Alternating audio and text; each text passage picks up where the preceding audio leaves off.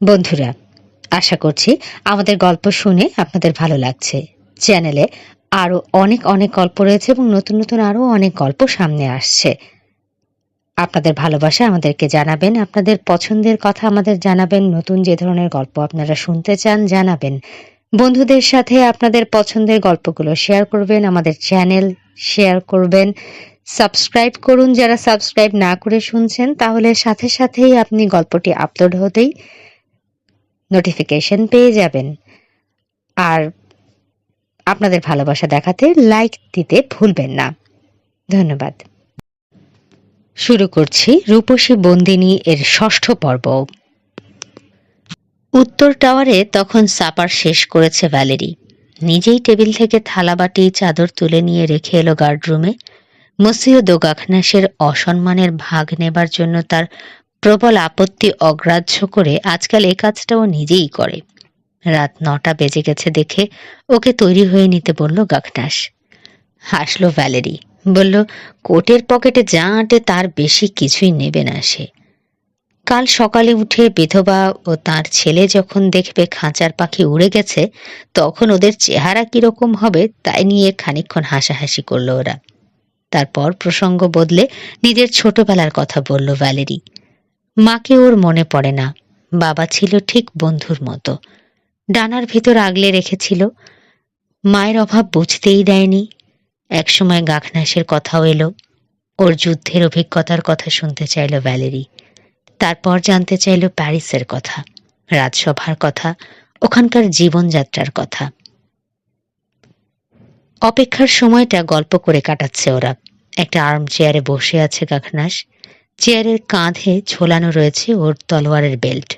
বয়সের বিরাট ব্যবধান সত্ত্বেও গত ৭টা দিন টাওয়ারে একসঙ্গে বন্দি জীবন কাটাতে গিয়ে অন্তরঙ্গ বন্ধু হয়ে গেছে ওরা পরস্পরের। সত্যি বলছি মুসিও, আমাদের আর দেখা হবে না ভাবতে আমার খুব খারাপ লাগছে। হাসি মুখে কিছু উত্তর দিতে গিয়েও ঠোঁটে তর্জনী রেখে তড়াক করে উঠে দাঁড়ালো গাখনাস। চাপা গলায় বলল, কিসের শব্দ? নিচের দরজাটা দেয়ালে বাড়ি খাওয়ার খটাং শব্দ এসেছে ওর কানে। এত তাড়াতাড়ি সময় হয়ে গেল? মুখটা ফ্যাকাশে হয়ে গেল ভ্যালেরির। অসম্ভব, বলল গাখনাস। এখন সবে 10টা। ভাবছি আর্সেনিও গাধাটা কোনো ভুল করে বসলো কিনা। কে যেন উঠে আসছে ওপরে। হঠাৎ টের পেল গাখনাস এত রাতে মেয়েটির অ্যান্টি রুমে। ওকে দেখা গেলে মস্ত বিপদ হবে। দৌড় দিলে এখন গার্ড রুমে যাওয়া হয়তো সম্ভব, কিন্তু বিশ্বাসযোগ্যভাবে স্বচ্ছন্দ কোনো ভঙ্গি নেওয়া সম্ভব নয়। আর ওকে যদি ভেতরের অ্যান্টি রুম থেকে ছুটে বেরোতে দেখে কেউ, তাহলে তো আরো খারাপ। তোমার ঘরে ঢুকে পড়ো, বলল গাখনাস চাপা গলায়। ভেতর থেকে তালা মেরে দাও, জলদি। দ্রুত নিঃশব্দ পায়ে চলে গেল ভ্যালেরি নিজের ঘরে। দরজা বন্ধ হয়ে গেল, ক্লিক করে লেগে গেল তালা। একটা দিকে নিশ্চিন্ত হওয়া গেল ভেবে স্বস্তি বোধ করল গাখনাস। গার্ড রুমে পায়ের শব্দ, যেটা থেকে উঠে দাঁড়িয়েছিল সেই আর্ম চেয়ারে নিঃশব্দে বসে পড়ল গাখনাস। সামনের দিকে পা দুটো লম্বা করে ছড়িয়ে দিয়ে চেয়ারের পিঠে মাথা রেখে চোখ বুজল। অভিব্যক্তিহীন মুখটা সামান্য হাঁ হয়ে আছে, গভীর ঘুমে অচেতন। পায়ের শব্দ গার্ডরুমে ঢুকে এক মুহূর্ত থামল। তারপর দ্রুত গার্ডরুম পেরিয়ে চলে এলো এ ঘরের দরজায়। নিঃশব্দে খুলে গেল দরজা। চোখের পাতা সামান্য খুলে গাখনাস দেখল চৌকাঠে দাঁড়িয়ে অবাক চোখে ওকে দেখছে মাখিউস। ভ্যালেরির অ্যান্টিরুমের চেয়ারে বসে বাতিস্তাকে সুখে নিদ্রা দিতে দেখে কাজ জ্বলে গেল তার। এই হারামজাদা! ঘুম ভাঙানোর জন্য প্রহরীর বাড়ানো পায়ে জোরসে এক লাথি মারল মাখিউস। এই পাহারা দেওয়া হচ্ছে, হ্যাঁ? চোখ মেলল গাখনাস। কয়েক মুহূর্ত ফ্যাল করে চেয়ে রইল মাখিউসের মুখের দিকে। ঘুমের ঘোর কেটে যেতেই মনিবকে চিনতে পেরে উঠে দাঁড়িয়ে মাথা ঝুঁকিয়ে বাউ করল। এই তোমার পাহারা দেওয়া! আবার বলল মাখিউস। বোকার হাসি হাসল গাখনাস। লক্ষ্য করল চকচক করছে মাখিউসের গালের চামড়া, জল জল করছে চোখ, নিঃশ্বাসে মদের গন্ধ। নেশার ঘোরে কি না কি করে বসে ছোকরা ভেবে মনে মনে শঙ্কিত হলো সে। তবে অর্থহীন হাসিটা ধরে রাখল মুখে। যেহেতু ফ্রেঞ্চ বোঝে না, আবার একবার বাউ করল মনিবকে। তারপর ভ্যালেরির বেডরুমের দিকে হাত তুলে দেখিয়ে বলল, লা ডেমিঙ্গাল্লা আলা। ইটালিয়ান না বুঝলেও বক্তব্য ঠিকই বুঝলো মাখিউস। বলল, তা যদি না হতো তোমার কপালে আজ খারাপই ছিল বেটা হারামখোর। ইটালিয়ান না বুঝলেও বক্তব্য ঠিকই বুঝলো মাখিউস। বলল, তা যদি না হতো তোমার কপালে আজ খারাপই ছিল বেটা হারামখোর। কিছু না বুঝে হাসি মুখে মাথা ঝাঁকালো গাখনাস। ধমকে উঠল মাখিউস। বাইরের দরজার দিকে ইঙ্গিত করে বলল, যাও এবার বেরো, দরকার পড়লে ডাকবো আমি। মাখিউসের বক্তব্য আন্দাজে বুঝে নিল বাতিস্তা। আরো একবার বাউ করে মনিবকে আরো একটা হাসি উপহার দিয়ে বেরিয়ে গেল ঘর ছেড়ে। দরজাটা ভিড়িয়ে দিল পিছনে, যাতে ও দরজার কত কাছে দাঁড়িয়েছে তার টের না পায় মাখিউস। কেন যেন গাখনাসের মনে হচ্ছে আজ সাহায্য দরকার পড়বে মেয়েটার। এগিয়ে গিয়ে মাদমোয়াজেলের দরজায় টোকা দিল মাখিউস আঙুলের গাঁট দিয়ে। কে? ভিতর থেকে ভেসে এলো মেয়েলি কণ্ঠ। আমি আমি মাখিউস, দরজা খোলো, জরুরি কথা আছে তোমার সঙ্গে। কাল সকালে বললে চলে না? সকালে চলে যাচ্ছি আমি, বলল সে অসহিষ্ণু কণ্ঠে। যাবার আগে তোমার সাথে আমার কথা হওয়া দরকার। অনেক কিছু নির্ভর করছে তার উপর, কাজেই দরজা খুলে এদিকে এসো। বাইরের ঘরে দাঁড়িয়ে গাখনাস ভাবছে মেয়েটা আবার এই ছোকরাকে চটিয়ে না দেয়। এখন থেকে খুব কৌশলে সামলাতে হবে, নইলে হয়তো শেষমেশ পালানোটাই ভণ্ডুল হয়ে যাবে। আর ওর যদি সামলাতে হয় মাখিউসকে, তাহলে তো সাড়ে সর্বনাশ, তীরে এসে ডুববে তরি। সহজে হস্তক্ষেপ করবে না বলে মন স্থির করল সে। তবে অনুভব করছে কাল সকালে কেন কোথায় চলেছে মাখিউস সেটা জানা দরকার। ধীরে খুলে গেল মাদমোয়াজেলের দরজা। ফ্যাকাশে নির্জীব দেখাচ্ছে ওকে। কে চাও মাখিউস? সব সময় যা চেয়ে এসেছি ভ্যালেরি, তোমাকে দেখতে, বলল সে। লালচে গাল, চকচকে চোখ, নিঃশ্বাসে মদের গন্ধ, সবই টের পেল মেয়েটি। তবে আতঙ্ক চেপে রেখে বেরিয়ে এলো বাইরে। এখনো শুয়ে পড়নি দেখছি, বলল মাখিউস। ভালোই হয়েছে, তোমার সঙ্গে আজই আমার কথা হওয়া দরকার। একটা চেয়ার এগিয়ে দিল সে ভ্যালেরি বসবে বলে। নিজে বসলো টেবিলের উপর, দুই হাতে ধরে রেখেছে টেবিলের কিনারা। ভ্যালেরি, ধীর ভঙ্গিতে বলল মাখিউস। মাখি তো কন্দিয়াক, মানে আমার ভাই এখন লা হসেথে। তাই নাকি? ফিরে এসেছে? অবাক হওয়ার ভান করলো। মাথা নাড়ল মাখিউস, হাসলো নিষ্ঠুর হাসি। না, বলল সে, ও ফিরে আসবে না। তুমি না চাইলে বাড়ি ফিরে আসতে পারবে না ও। আমি না চাইলে মানে? আমি তো চাই ও ফিরে আসুক। তুমি যদি সত্যি চাও ও ফিরে আসুক, তাহলে তাই হবে ভ্যালেরি। কিন্তু সেক্ষেত্রে আমাকে বিয়ে করতে হবে তোমার। কেবলমাত্র তাহলে ও ফিরে আসতে পারবে কন্দিয়াকে, নইলে নয়। টেবিলের উপর কনুই রেখে কাছে ঝুঁকে এসেছে মাখিউস। মদের গন্ধে দম বন্ধ হওয়ার উপক্রম হলো ভ্যালেরির। পিছনে সরে গেল সে কিছুটা। দু হাতের আঙুলের ফাঁকে আঙুল দিয়ে শক্ত করে মুঠি পাকিয়ে রেখেছে, ফলে সাদা দেখাচ্ছে আঙুলের গিঁটগুলো। কি কি বলছো তুমি এসব? যা বলেছি ঠিকই শুনেছ তুমি, বলল মাখিউস। যদি তুমি সত্যি তাকে ভালোবাসো, তাহলে নিজেকে উৎসর্গ করতে হবে তোমার।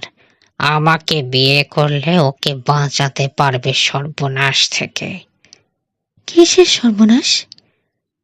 টেবিলের উপর থেকে নেমে সামনে এসে দাঁড়ালো মাখিউস। বলছি, আমি তোমাকে ভালোবাসি ভ্যালেরি, পৃথিবীর সব কিছুর চেয়ে বেশি ভালোবাসি, হয়তো স্বর্গের সব কিছুর চেয়েও বেশি। তোমাকে পেতে দেব না আমি ওকে, কিছুতেই না। এখন যদি আমাকে না বলো, কাল সকালেই আমি হাজির হব গিয়ে লা হসেথে, তলোয়ারের মুখে ওর কাছ থেকে ছিনিয়ে নেব তোমাকে। ভয় পেয়েছে, তারপরেও খানিকটা অবজ্ঞার হাসি খেলে গেল ভ্যালেরির ঠোঁটে। বলো কি, বেশি বাড়াবাড়ি করতে গেলে তুমি তো মারা পড়বে ওর হাতে। হাসলো মাখিউস। এটা হতে পারতো যদি একা যেতাম। মানেটা বুঝতে দেরি হলো না ভ্যালেরির। চেঁচিয়ে উঠল সে ক্রুদ্ধ কণ্ঠে, কুকুর কোথাকার, নীচ, কাপুরুষ, খুনি! তলোয়ারের মুখে আমাকে জয় করার এই নমুনা! খুন করতে চলেছ, আবার বড়াই করে বলছো সে কথা! লজ্জা করে না? মুখ থেকে সমস্ত রক্ত সরে গেছে মাখিউসের। কুৎসিত কালো রূপ বেরিয়ে আসছে ভেতর থেকে। দেখল ভ্যালেরি, কিন্তু পরোয়া করল না। আঙ্গুল তুলল দরজার দিকে। বেরো, বলল সে। দূর হও আমার চোখের সামনে থেকে। যা পারো করো গিয়ে, তোমার সঙ্গে কোনো কথা নেই আমার। কথা নেই না? দাঁতে দাঁত চেপে বলল মাখিউস। তারপর খপ করে চেপে ধরল ওর হাতের কবজি। বিপদটা টের পায়নি তখনও মেয়েটা। বলল, তোমার যা বলার তুমি বলেছ, আমি সেটা প্রত্যাখ্যান করেছি। এবার যাও এখান থেকে। না সুন্দরী, এত শিগগিরই যাচ্ছি না, মিষ্টি গলায় বলল মাখিউস। না সুন্দরী, এত শিগগিরই যাচ্ছি না, মিষ্টি গলায় বলল মাখিউস। শুনে প্রমাদ গুনল গাখনাস। টের পেল ঘনিয়ে আসছে বিপদ। পর মুহূর্তে ওকে হ্যাঁচকা টানে বুকের ওপর নিয়ে এলো মাখিউস। প্রাণপণে ধস্তাধস্তি করলো মেয়েটা, কিন্তু কোনো পরোয়া না করে জোর জবরদস্তি করতে শুরু করলো ভ্যালেরির সাথে। কোনো মতে একটা হাত ছাড়িয়ে নিয়ে গায়ের জোরে চড় মারল ভ্যালেরি ওর গালে। ওকে ছেড়ে বাজে একটা গালি দিয়ে পিছিয়ে গেল মাখিউস এক পা। 5 আঙ্গুলের দাগ বসে গেছে গালে। এই এক চড়েই মারা গেল ফ্লোরিমা দকন্দিয়াক, বলল সে হিসিয়ে। কাল ঠিক দুপুরে মারা যাচ্ছে ও। ভেবে দেখো সুন্দরী, এখনো। যা খুশি করো কে তুমি, আমার কিচ্ছু এসে যায় না তাতে, বলল ভ্যালেরি বেপরোয়া ভঙ্গিতে। রাগে দুঃখে ভিতর থেকে ঠেলে বেরিয়ে আসতে চাওয়া কান্না সামলে রেখেছে অনেক কষ্টে। ওদিকে দরজার পিছনে দাঁড়িয়ে একটু একটু করে রাগ চড়ছে মুসিও গাখনাসের। ছুটে গিয়ে মাখিউসকে ছিঁড়ে কুটি কুটি করার ইচ্ছেটা দমন করে রেখেছে সে অনেক কষ্টে। তাহলে এখান থেকে পালাবার সব পথ বন্ধ হয়ে যাবে, একমাত্র এই চিন্তাটাই ঠেকিয়ে রেখেছে তাকে। কয়েক মুহূর্ত মেয়েটির দিকে চেয়ে রইল মাখিউস। রাগে হতাশায় বিকৃত হয়ে গেছে চেহারা। কসম খোদার, বলল সে ক্রুদ্ধ কণ্ঠে, তোমার ভালোবাসা যদি না পাই, আমাকে ঘৃণা করার যথেষ্ট কারণ আমি তৈরি করে দেব। ইতিমধ্যে সেটা প্রচুর পরিমাণে তৈরি হয়ে গেছে, এবার যাও, ঝটিতে জবাব দিল ভ্যালেরি। ভুল করছে ভাবল গাখনাস। এসব কথা এখন ওকে আরো বেপরোয়া করে তুলতে পারে। পর মুহূর্তে ভ্যালেরির ভয় চকিত চিৎকার ভেসে এলো কানে। ঝাঁপিয়ে পড়ে 2 হাতে জড়িয়ে ধরেছে ওকে মাখিউস। ছটফট করছে ভ্যালেরি, ফলে আরো উত্তেজিত হয়ে ওকে বাগে আনার চেষ্টা করছে প্রেমিক প্রবর। এমনি সময় পিছন থেকে 2টো ইস্পাতের হাত ওর কোমর চেপে ধরল। চমকে উঠে ভ্যালেরিকে ছেড়ে দিল মাখিউস। সেই মুহূর্তে স্টিলের হাত দুটো ওকে শূন্যে তুলে ছুঁড়ে দিল কয়েক হাত তফাতে। টেবিলটা খামচে ধরে পতন সামলালো মাখিউস। তারপর ঘুরে দাঁড়ালো। বাতিস্তাকে সামনে দেখে ভয়ঙ্কর হয়ে উঠল ওর চোখ মুখ। বুঝতে পেরেছে এই লোকটাই আক্রমণ করেছে ওকে পিছন থেকে। ভ্যালেরির চিৎকার শুনেই বুদ্ধিশুদ্ধি লোপ পেয়ে গেছে গাখনাসের। উচিত অনুচিত বিচার বিবেচনা, যুক্তিতর্ক, নিরাপত্তা সব উড়ে গেছে অন্ধক্রোধের ফুৎকারে। তবে হঠাৎ আবেগের বন্যায় ভেসে গেলেও হঠাৎই শান্ত হয়ে গেল সে। হতচকিত মাখিউস দকন্দিয়াকের চেহারার দিকে এক নজর চেয়েই বুঝে ফেলল সে কি সাংঘাতিক ভুল করে বসেছে। এ ভুল শোধরাবার কোনো উপায় নেই। এবারের কাজটাও ভেস্তে যাচ্ছে শেষ হবার ঠিক আগ মুহূর্তে, এবং বরাবরের মতো দায়ী তার অসহিষ্ণু মেজাজ। খোদা, একই ভুল করে চলেছে সে বারবার, জীবনভর। কি লাভ হলো? উপকার করতে এসে সর্বনাশ করে দিয়ে গেল সে নিষ্পাপ মেয়েটার। আগামীকাল মারা যাচ্ছে ফ্লোরিমা। ও নিজে মারা যাচ্ছে সম্ভবত আগামী 1 ঘন্টার মধ্যে। অসহায় মেয়েটাকে নিয়ে এখন যেমন খুশি খেলবে ওরা। ডুবন্ত মানুষের মতো খড়কুটো আঁকড়ে ধরার চেষ্টা করলো গাখনাস। বোকা হাসি হেসে বার 2 বাউ করলো মনিবের উদ্দেশ্যে। দুই হাত নেড়ে ছুটিয়ে দিল ইটালিয়ান ঘোড়া। আশা করলো ওর দুর্বোধ্য ইটালিয়ান শুনে হয়তো কিছুটা শান্ত হবে মনিব, কিন্তু ভবি ভুলবার নয়। বাঁকা চোখে ওর দিকে চেয়ে শুনল মাখিউস ওর বক্তব্য, কিন্তু রাগ কমবার লক্ষণ তো নেই, বরং উত্তরোত্তর বৃদ্ধি পাচ্ছে সেটা। দুর্বোধ্য বিদেশি ভাষা ওর কাছে হয়তো মনে হলো বাড়তি অপমান। বিশ্রী একটা গালি দিল সে, তারপর পাই করে ঘুরে চেয়ারের কাঁধে ঝোলানো বেল্টের খাপ থেকে এক টানে বের করলো গাখনাসের তলোয়ারটা। ওটা বাগিয়ে ধরে ফিরল গাখনাসের দিকে। ভুলে ওগুলো ওখানে ফেলে রেখে গিয়েছিল ও পাশের ঘরে। তীক্ষ্ণধার তলোয়ার হাতে পেয়ে রক্ত পিপাসা জেগে উঠল মাখিউসের মধ্যে। কুত্তার বাচ্চা, দাঁতের ফাঁকে বলল সে, ভদ্রলোকের গায়ে হাত তুলিস? দাঁড়া, দেখাচ্ছি মজা, তোর নোংরা রক্তের রংটা দেখবো আমি আজ। কিন্তু গাখনাসের বুকের ভেতর তলোয়ারটা ঢুকিয়ে দেবার আগ মুহূর্তে আত্মরক্ষার জন্য গাখনাস কিছু করে ওঠার আগেই চট করে দুজনের মাঝখানে এসে দাঁড়ালো ভ্যালেরি। ওর রক্তশূন্য চেহারায় দৃঢ় সংকল্প দেখে বিস্ময়ে বিমূঢ় হয়ে গেল মাখিউস। এই চাষারে লোকটা কে হয় ওর, যে তাকে বাঁচাবার জন্য তলোয়ারের মুখে ঝাঁপ দিতে দ্বিধা নেই? ধীরে ধীরে কুৎসিত হাসি ফুটল মাখিউসের মুখে। ভ্যালেরির এত জোরের সঙ্গে ওকে প্রত্যাখ্যান এবং এত ধস্তাধস্তি করার আসল কারণটা এতক্ষণে বুঝে গেছে সে। ভাবল, দাঁড়াও, তোমার মুখেও চুনকালি মাখিয়ে ছেড়ে দেব আমি। মুখে বলল, এই লোকটাকে বাঁচাতে এত ব্যগ্র কেন তুমি ভ্যালেরি? একে হয় তোমার? ওর প্রশ্নের কুৎসিত ইঙ্গিতটা বুঝল না মেয়েটা। জবাব দিল, তোমার মায়ের নির্দেশ পালন করতে গিয়ে ও খুন হয়ে যাক তা আমি চাই না। দেখা যাচ্ছে ভালোই পাহারা দিয়ে রেখেছে তোমাকে। ঠোঁট মাখিয়ে বিদ্রুপ করল মাখিউস। তোমার সতীত্ব রক্ষার দায়িত্ব দেওয়া হয়েছে নাকি ওকে? হয়তো ব্যাখ্যাটা মেনে নিত মাখিউস, হয়তো ভাবতো কিছুটা বাড়াবাড়ি করে ফেললেও সত্যিই বাতিস্তা ওর মায়ের নির্দেশেই বাধা দিয়েছে ওর জবরদস্তিতে। এই ভেবে হয়তো ফিরে যেত সে আগামীকাল ফ্লোরিমোর উপর এসবের শোধ তুলবে বলে, কিন্তু বাদ সাধল গাখনাসের ভয়ঙ্কর মেজাজ। মেয়েটির চরিত্রের প্রতি কদর্য ইঙ্গিতটা ওকে সত্যিকার অর্থে উন্মাদ করে দিয়েছে। মদমোজেল, চেঁচিয়ে উঠল সে, ভুলেই গেছে যে ফ্রেঞ্চ জানেই নেই তার। একটু সরে দাঁড়াও প্লিজ।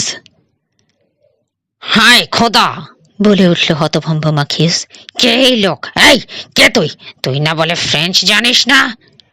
ভ্যালেরিকে প্রায় জোর করে সামনে থেকে সরিয়ে দিয়ে সোজা হয়ে দাঁড়ালো গাখনাস। ছোট বড় বেঢপ দাড়ি আর জায়গায় জায়গায় নকল রং উঠে যাওয়ায় চেহারাটা উদ্ভট লাগছে দেখতে ওকে। গম্ভীর কণ্ঠে বলল, আমার নাম মখতি মখির বেগুবেয়া দো গাখনাস। নোংরা নিচ নরকের কীট কোথাকার, আয় দেখি কত বড় বীর তুই। কথা বলতে বলতেই একটা চেয়ার তুলে নিল সে হাতে। বাতিস্তার পরিচয় শুনে হতবাক হয়ে চেয়ে রইল মাখিউস কয়েক মুহূর্ত। বিস্ময়ের ঘোরটা দ্রুত কেটে গিয়ে ভয় দেখা দিল চেহারায়। ওই লোকটার কাজ কারবার নিজের চোখে দেখেছে সে। হাতে তলোয়ার থাকা সত্ত্বেও নিজেকে নিতান্তই অসহায় মনে হচ্ছে তার, যেন গাখনাসের হাতের চেয়ারটা আরো সাংঘাতিক কোনো অস্ত্র। সাহায্য দরকার। চট করে একবার দরজার দিকে চাইল সে, কিন্তু না, এই দূরত্ব পেরোবার আগেই বাধা দেবে লোকটা। ওকে আগে খানিকটা পিছনে সরতে বাধ্য করতে হবে। সিদ্ধান্ত নিয়েই আক্রমণাত্মক ভঙ্গিতে সামনে এগোলো সে। এক পা পিছিয়ে মাথার উপর চেয়ার তুলল গাখনাস। এই পর্যায়ে আবার ওদের মাঝখানে চলে এলো ভ্যালেরি। সরে দাঁড়াও খুঁকি, শান্ত গলায় বলল গাখনাস। লড়াই শুরু হয়ে গেলে ঠান্ডা হয়ে যায় ওর মাথা। মাখিউসের মতলব টের পেয়েছে সে পরিষ্কার। সরে যাও লক্ষ্মী বে, ও কিন্তু লোক ডাকবে এখন। ভ্যালেরি ডান দিকে সরতে যাচ্ছে দেখে বাম দিকে লাফ দিয়ে এগুলো গাখনার সামনে। ততক্ষণে দরজা পর্যন্ত চলে গেছে মাখিউস, কিন্তু গার্ড রুমে যাওয়ার চৌকাঠের উপর থেমে ঘুরে দাঁড়াতে বাধ্য হলো, নইলে চেয়ার দিয়ে পিটিয়ে ওর ঘিলু বের করে দেবে গাখনাস। এবার এক পা করে পিছিয়ে গার্ড রুমে ঢুকে পড়ল মাখিউস। গাখনাস হয়ে গচ্ছে, কিন্তু চেয়ারটা ব্যবহারের সুযোগ পাচ্ছে না, কারণ ওকে দূরে রাখার জন্য খোঁচা দেওয়ার ভঙ্গিতে তলোয়ারটা একবার নিচে একবার উপরে চালাচ্ছে মাখিউস। সিঁড়ির কাছাকাছি পৌঁছে গলা ফাটিয়ে আতঙ্কিত চিৎকার ছাড়ল মাখিউস। এদিকে এদিকে আসো তোমরা, ফরচুনিও! আবাদ, জলদি আয়, কুত্তরা মেরে ফেললো আমাকে! নিচের আঙিনা থেকে একই কথা চেঁচিয়ে বলল প্রহরী। দূর থেকে শোনা গেল আরো একজন বলছে একই কথা। নিচে দাঁড়ানো প্রহরীর পায়ের আওয়াজ শোনা গেল পরিষ্কার। লোকজন ডেকে আনার জন্য ছুটছে সে দুর্গরক্ষীদের কোয়ার্টারের দিকে। গোটা শ্যাততে এই সতর্ক সংকেত এখন দাবানলের মতো ছড়িয়ে পড়বে বুঝতে পারল গাখনাস। এও বুঝলো এখন মাকিউসকে পালাতে দেয়া চলবে না কিছুতেই। ও যাতে সিঁড়ির দরজায় পৌঁছতে না পারে সে ব্যবস্থা করতে হবে এক্ষুনি। অ্যান্টি চেম্বারের দরজায় দাঁড়িয়ে আতঙ্কিত দৃষ্টিতে দেখছে মাদমোয়াজেল এই অসম লড়াই। পরিষ্কার শুনতে পেয়েছে সে নিচের বিপদ সংকেত। বুঝে গেছে ওদের পালানোর সুযোগ নষ্ট হয়ে গেছে। কিন্তু এই মুহূর্তে তার চিন্তা, কি করে এই মহৎ প্রাণ লোকটার জীবন রক্ষা করা যায়। এক পাশে সরে গেল গাখনাস, যাতে সিঁড়ির দরজার দিকে তার প্রতিদ্বন্দ্বী এগোতে না পারে। ওর ইচ্ছা পূরণ হলো। ধীরে ধীরে ঘুরে যেতে বাধ্য হলো মাখিউস। এখন সিঁড়ির দরজার দিকে রয়েছে গাখনাসের পিঠ। নিচের পাথুরে আঙিনায় দৌড়াদৌড়ির শব্দ শুনতে পাচ্ছে গাখনাস। গলার আওয়াজ ভেসে আসছে উপরে, বোঝাই যাচ্ছে। ভাবল গাখনাস অন্তিম মুহূর্ত এসে গেছে। অন্যের হাতে মরার চেয়ে মাখিউসের হাতে মরাই ভালো মনে করলো ও, কারণ তাহলে ওকে মনে রাখার মতো কিছু চিহ্ন রেখে যেতে পারবে ও ছোকরার শরীরে। চেয়ারটা উঁচু করে নিজেকে উন্মুক্ত করলো ও ক্ষণিকের জন্য। বিদ্যুৎ বেগে এগিয়ে এলো মাখিউসের তলোয়ার। একই বেগে সরে গেল গাখনাস একপাশে। ওর শরীরের 2 ইঞ্চি সামনে দিয়ে চলে গেল তলোয়ারের আগাটা। এইবার লাফিয়ে চলে এলো ও প্রতিপক্ষের কাছাকাছি। মাথার উপর খটাস শব্দে ভাঙল চেয়ারের একটা পায়া। মাটিতে পড়ে গড়াগড়ি খাচ্ছে এখন রক্তাক্ত মাখিউস। ওর হাত থেকে ছুটে গাখনাসের পায়ের কাছে পড়ল তলোয়ারটা। চেয়ার ফেলে দিয়ে তলোয়ারটা তুলে নিল গাখনাস। হাতলটা ধরেই পূর্ণ আত্মবিশ্বাস চলে এলো ওর মধ্যে। পাই করে ঘুরে প্রস্তুত হয়ে গেল ও দরজায় এসে দাঁড়ানো ফরচুনিও ও তার 2 সঙ্গীকে মোকাবেলা করার জন্য। লড়াই পেলে আর কিছুই চায় না মাখতি দো গাখনাস। দরজার সামনে 3 জনকে নাঙ্গা তলোয়ার হাতে দাঁড়ানো দেখে দুনিয়া ভুলে গেল সে। খেয়াল করলো ফরচুনিওর সঙ্গে একটা ড্যাগারও আছে। মুহূর্তে আত্মরক্ষা করার জন্য প্রস্তুত হয়ে গেল গাখনাস। সামান্য ভাঁজ হয়ে আছে হাঁটু, কিন্তু অবস্থা বুঝতে সময় নিল ফরচুনিও। বাতিস্তাকে এই অবস্থায় দেখে তাজ্জব হয়ে গেছে সে। ইটালিয়ানে জিজ্ঞেস করলো সে এসবের মানে কি। মাখিউসি বা ওভাবে কুঁকড়ে পড়ে আছে কেন মেঝেতে। গাখনাস বুঝে নিয়েছে ছল করে আর লাভ হবে না। সময় ঘনিয়ে এসেছে তার। স্থির করেছে লড়াই করে মরবে, আত্মসমর্পণ করবে না কিছুতেই। ব্যাপারটা ধোঁয়াটে না রেখে পরিষ্কার ফ্রেঞ্চে নিজের পরিচয় জানালো সে প্রশ্নের উত্তরে। প্রথমে আঁতকে উঠল, পর মুহূর্তে দ্বিধা কেটে গেল ফরচুনিওর। তলোয়ার হাতে একযোগে ঝাঁপিয়ে পড়ল গাখনাসের উপর ওরা 3 জন।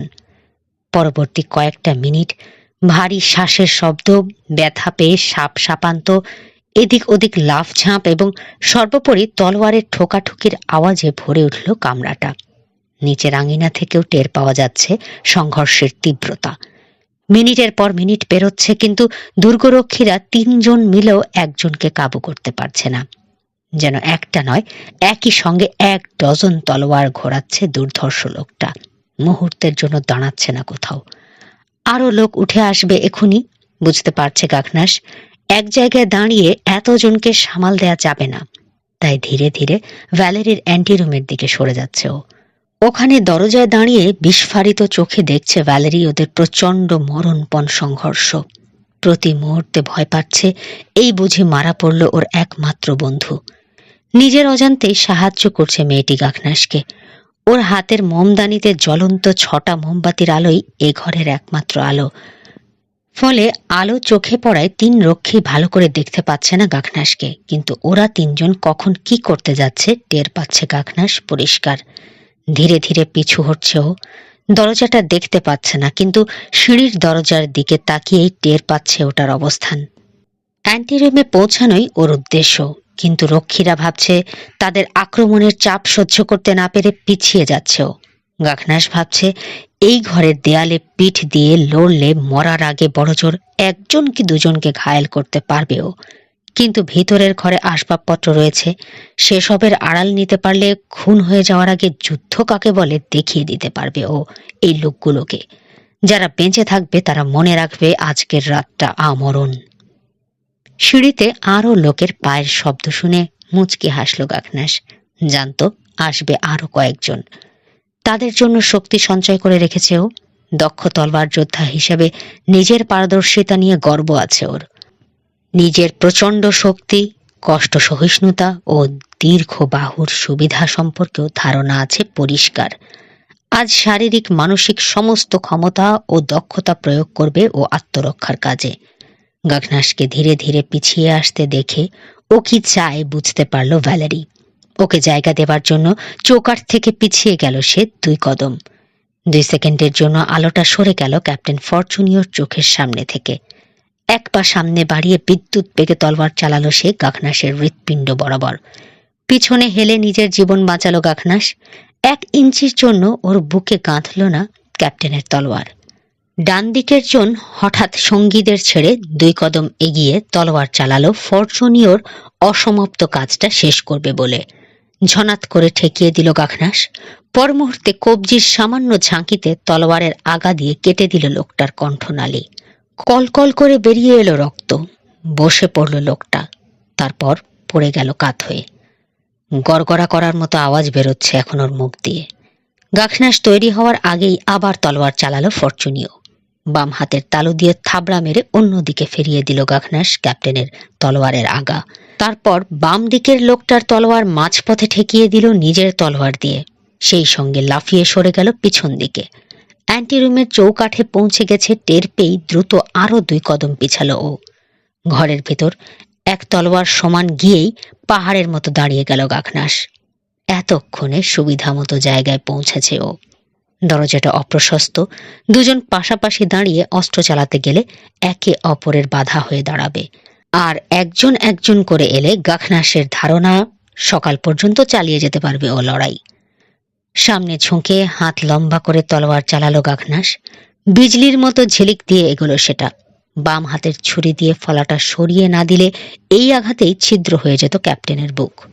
গাখনাসের দক্ষতা ও বিদ্যুৎ গতি দেখে থমকে গেল ফরচুনিও 1 মুহূর্তের জন্য। এই সুযোগে ভ্যালেরিকে ডাকলো গাখনাস। সিঁড়ি থেকে একজনের পর একজন ঢুকবে এখন গার্ডরুমে। এই সময় মেয়েটির সাহায্য দরকার ওর। তোমার হাতের বাতিদানটা নামিয়ে রাখো মজেল, বলল গাখনাস।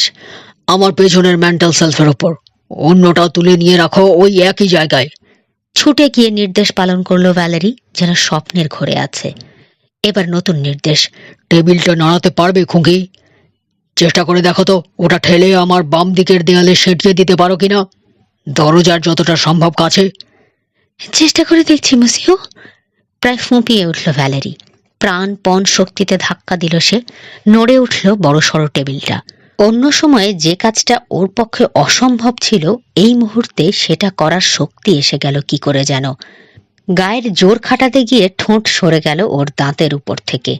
চোখ মুখ কুঁচকে ভারী ওক কাঠের টেবিলটা ঠেলে সরিয়ে আনছে দেয়ালের ধারে। গাখনাসের মতলব আন্দাজ করতে পেরে হুড়মুড় করে ঘরে ঢুকে আসার চেষ্টা করতে গেল ফরচুনিও।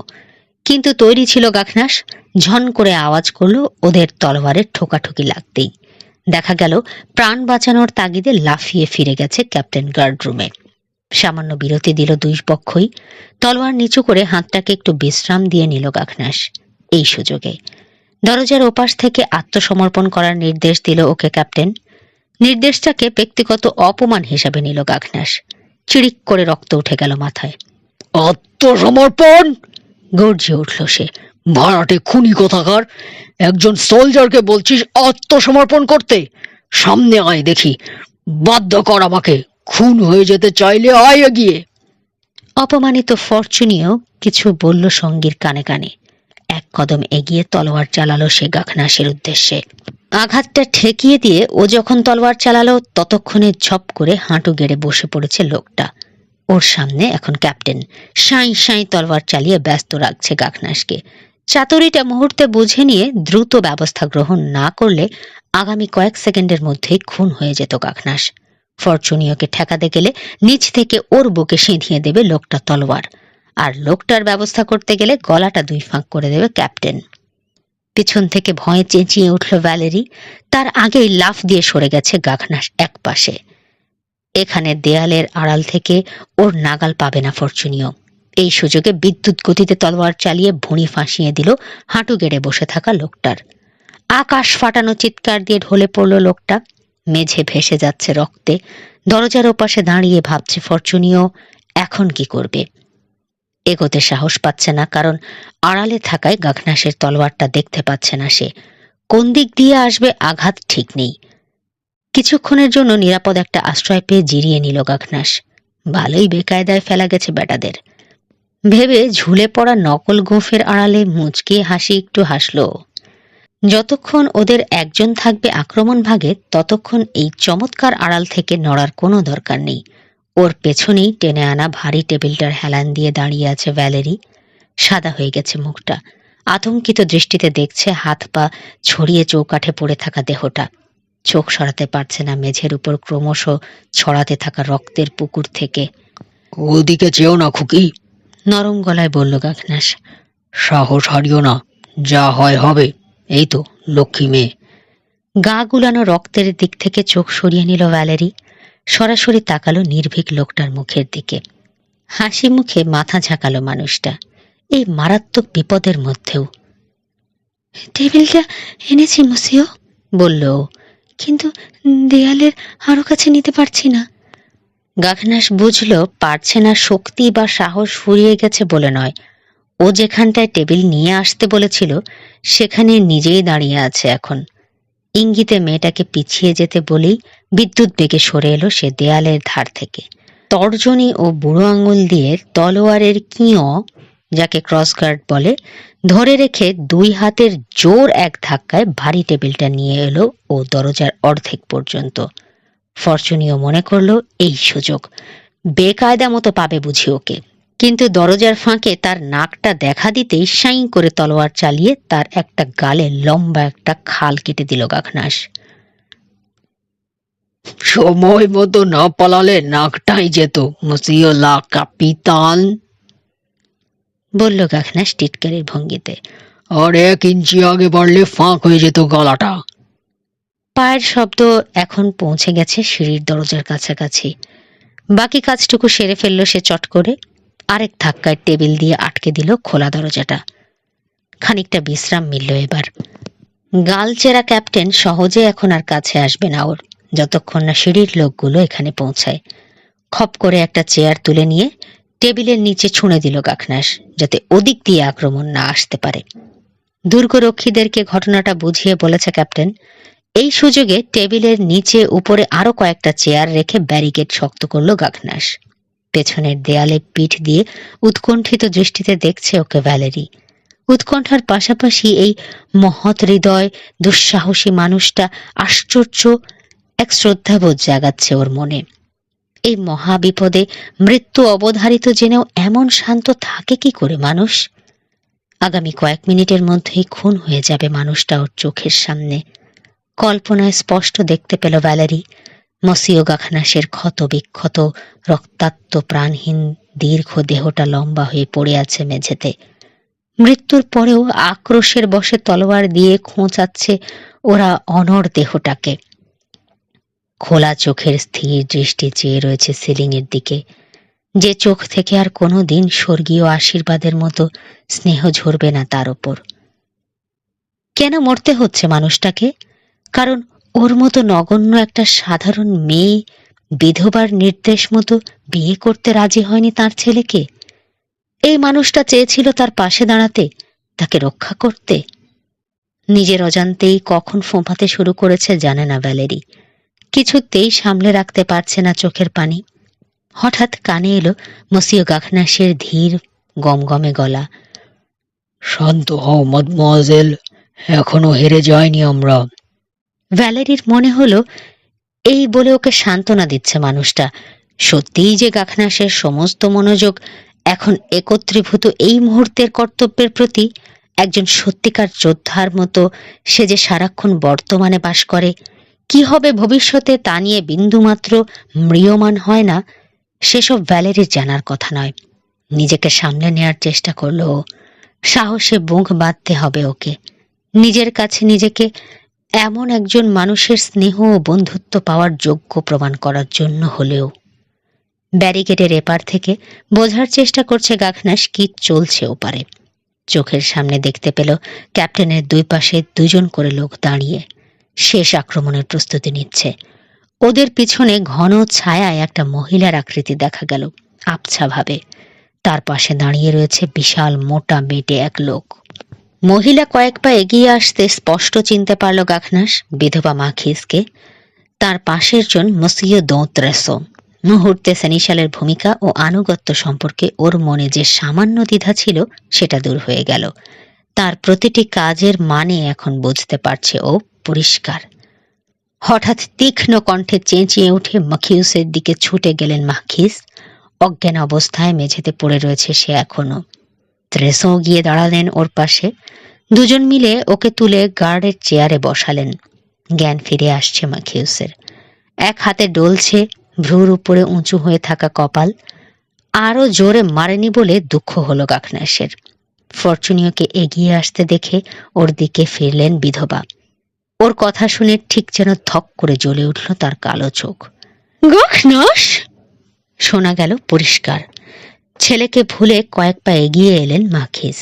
দরজা দিয়ে ব্যারিকেডের ওপারে দেখতে পেলেন তলোয়ার হাতে দাঁড়িয়ে রয়েছে ভ্যালেরির গার্ড বাতিস্তা। ভ্রু কুঁচকে জ্বলন্ত চোখে দেখলেন তিনি গাখনাসকে। তারপর ক্যাপ্টেনের উদ্দেশ্যে বললেন, বোকা মাখিউসের কথাতেই ওকে মেয়েটার পাহারায় রাখা হয়েছিল। মেঝেতে পড়ে থাকা দেহ দুটো দেখলেন তিনি। তারপর তীক্ষ্ণ কণ্ঠে হুকুম দিলেন দুর্গরক্ষীদের, সরাও ব্যারিকেড, জ্যান্ত ধরে আনো কুত্তাটাকে। কিন্তু ওরা সামনে এগোনোর আগেই গমগমে গলায় কথা বলে উঠল গাখনাস।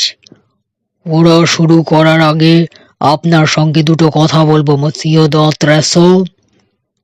গাখনাসের গলার আদেশের সুর শুনে থমকে দাঁড়ানো রক্ষীরা। ওরা শুরু করার আগে আপনার সঙ্গে দুটো কথা বলবো মসিও দোঁত্রেসো। গাখনাসের গলায় আদেশের সুর শুনে থমকে দাঁড়ালো রক্ষীরা। মাখিস কি বলেন শোনার জন্য তাকালো তাঁর দিকে। মুখের রং বদলে গেছে ত্রেসোর। যদিও জানেন বর্তমান পরিস্থিতিতে ওই গাখনাস লোকটাকে ভয় পাওয়ার কিছু নেই, তারপরও অস্বস্তির সঙ্গে দাড়িতে কয়েকটা টান দিয়ে ফিরলেন মাখিসের দিকে। বিরক্ত দৃষ্টিতে বোকা লোকটাকে দেখলেন মাদাম। তারপর আঙুল তুললেন গাখনাসের দিকে। হুকুম দিলেন রক্ষীদের, ধরে আনো ওকে। কিন্তু গাখনাসের কথায় আবার থামতে হলো ওদের। মসিও দোঁত্রেসো, ধমকে উঠল গাখনাস। আপনার আয়ু শেষ হয়ে এসেছে। এখন আমার কথা না শুনলে মরার সময় আক্ষেপ করতে হবে আপনার। ভয় পেলেন সেনিশাল। এবার আর পরামর্শের জন্য মাদামের দিকে ফিরলেন না। এক পায়ে গিয়ে বললেন, তোমার কি কথা শুনবো? তোমাকে আমি চিনি না। খুব ভালো করেই চেনেন। আমার নাম মাখতি মাখি রিগোবেয়া দো গাখনাস, হাওর ম্যাজেস্টির পাঠানো প্রতিনিধি। কন্দিয়াকের শ্যাতয় মদমোয়াজেল দো লা ভোভরাইকে আটকে রেখে। মেঝেতে পা ঠুকলেন মাখিস। কড়া গলায় বললেন, ধরে আনো ওকে, ধরে আনো। আমার কথাটা আগে শুনে নিন মসিও লা সেনিশাল, নইলে কিন্তু নিজের সর্বনাশ ঠেকাতে পারবেন না। হুমকিতে কাজ হলো। ঘাবড়ে গিয়ে দুর্গরক্ষীদের ছাড়িয়ে সামনে চলে এলেন ত্রেসো। এক মিনিট মাখিস, লোকটা কি বলে শোনা দরকার। আরো এক পা এগিয়ে জানতে চাইলেন, কি বলার আছে আমাকে আপনার? গলায় একটা উদ্ধত ডোন্ট কেয়ার ভাব ফোটাবার চেষ্টা করলেন তিনি, কিন্তু ফুটল না সেটা। আমার ভ্যালেকে নিশ্চয়ই আপনার মনে আছে। ও জানে আমি কোথায় আছি। আমি যদি নির্দিষ্ট সময়ের মধ্যে এখান থেকে ফিরে না যাই, তাহলে আগে থেকে লিখে রাখা আমার একটা চিঠি নিয়ে ছুটবে সে প্যারিসের পথে। ওই চিঠিতে কন্দিয়াকের এই মহিলার জঘন্য কার্যকলাপের সঙ্গে আপনি কতটা আষ্টে পৃষ্ঠে জড়িত তা আমি স্পষ্টভাবে উল্লেখ করেছি। রানীকে আমি জানিয়েছি আমাকে কোনো সাহায্য করেননি আপনি, বরং তাঁর আদেশ অমান্য করে আমার কাজে বাধার পর বাধা সৃষ্টি করেছেন এই মহিলার পাল্লায় পড়ে। খুব সহজেই প্রমাণ হয়ে যাবে আপনার প্রতারণা ও রাজদ্রোহিতার কারণে মৃত্যু হয়েছে এখানে আমার। তাই যদি হয় দুনিয়ার কারো সাধ্য নেই আপনাকে ফাঁসির হাত থেকে বাঁচায়। ওর কথা শুনবেন না মুসিও, ত্রেসোকে ভয় কুঁকড়ে যেতে দেখে বললেন মাদাম। বানিয়ে বানিয়ে বলছে এসব। আমার কথার গুরুত্ব দেওয়া বা না দেওয়ার আপনার ইচ্ছে।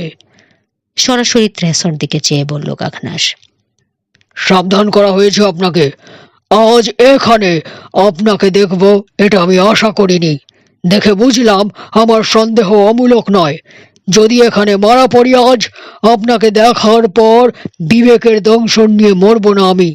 নইলে একটা খটকা আমার থেকেই যেত, রানীর কাছে নির্দোষ কোনো লোকের নামে লাগিয়ে গেলাম কিনা তাই নিয়ে।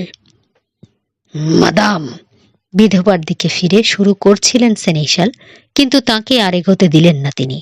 মুসিও, বললেন তিনি ধমকের সুরে, ওকে ধরার পর ওর সঙ্গে দর কষাকষির প্রচুর সুযোগ পাবেন। ওকে আমরা জ্যান্ত ধরছি। যাও, ঠকো ভেতরে। রক্ষীদের আদেশ দিলেন তিনি। জ্যান্ত ধরে আনো বদমাশটাকে। রূপসী বন্দিনী গল্পটি সম্পর্কে কিছু আলোচনা।